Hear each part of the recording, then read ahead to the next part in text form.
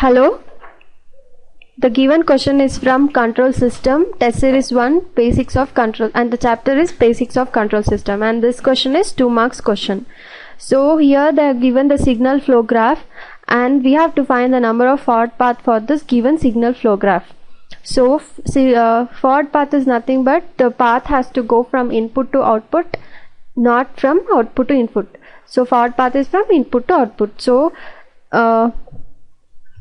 So there are first forward path, that is P1, G2, G3, that is from X, G1, G2 and G3. This is one forward path, and second forward path is from G1, G2 and G10 from here to here.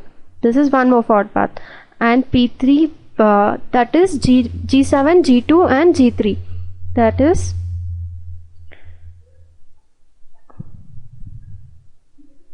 G7, G2 and G3.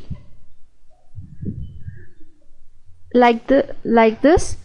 Fourth forward path is from G7, G2 and G10.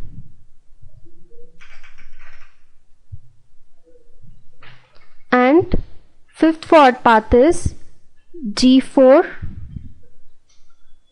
G5, G6 to output, and sixth forward path is G7,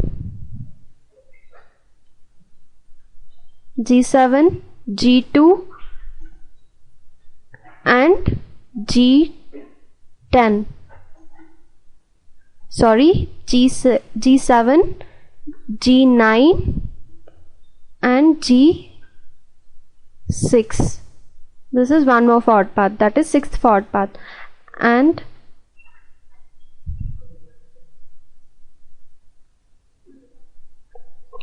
seventh forward path, that is G1, G9 and G6, and eighth forward path is G4, G8 and G3, and ninth forward path is G4, G8 and G10, and 10th forward path is